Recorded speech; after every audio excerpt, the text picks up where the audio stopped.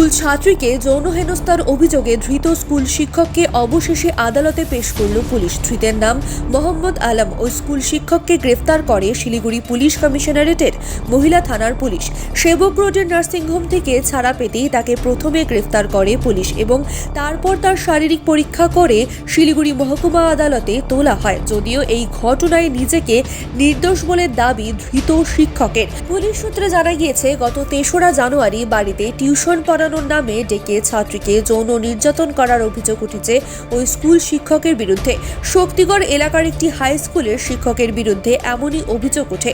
ওই দিন রাতেই গোটা ঘটনা জানিয়ে পুলিশে লিখিত অভিযোগ দায়ের করা হয়। তদন্তে নেমে পুলিশ জানতে পারে অভিযুক্ত শিক্ষক সেবক রোডের একটি নার্সিংহোমে ভর্তি রয়েছেন। রবিবার ছাত্রীর পরিবার ও প্রতিবেশী কয়েকজন শিক্ষকের বাড়িতে গিয়েছিলেন।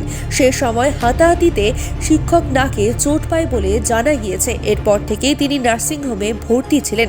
পাশাপাশি ওই নাবালিকার শারীরিক পরীক্ষা করানো হয়েছে উত্তরবঙ্গ মেডিকেল কলেজ ও হাসপাতালে।